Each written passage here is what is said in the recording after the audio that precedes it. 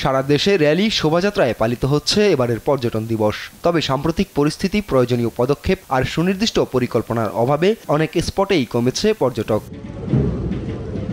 হ্রদ, পাহাড়, মেঘ আর ঝর্ণার অপরূপ জেলা রাঙামাটি। বর্ষায় সবুজের সাজে এই জেলা। সারা বছরই পর্যটকদের উপস্থিতি থাকে চোখে পড়ার মতো। তবে সাম্প্রতিক অস্থিরতা ও হ্রদের পানিতে ঝুলন্ত সেতু ডুবে যাওয়ায় পর্যটক শূন্য হয়ে পড়ছে রাঙামাটি।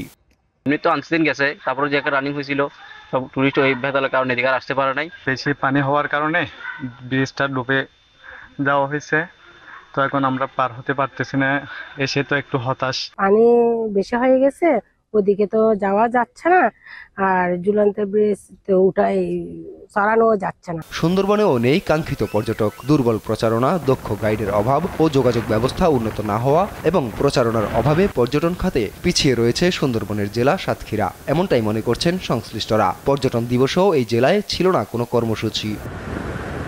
স্থানীয় দর্শনার্থীতে মুখর থাকে নাটোরের নলডাঙ্গার হালতি বিল। নৌকায় পানিতে ভেসে বেড়াতে আর তীরে বসে সৌন্দর্য অবলোকনের এক অপরূপ স্থান এই বিল। একটু প্রশান্তির জন্য বাসাতে আসা, তো ফ্রেন্ডের সাথে ভাবলাম যে কেননা একটু পাটুল ঘুরে আসা যায়। জায়গাতে অনেক পানি, ভালো লাগছে।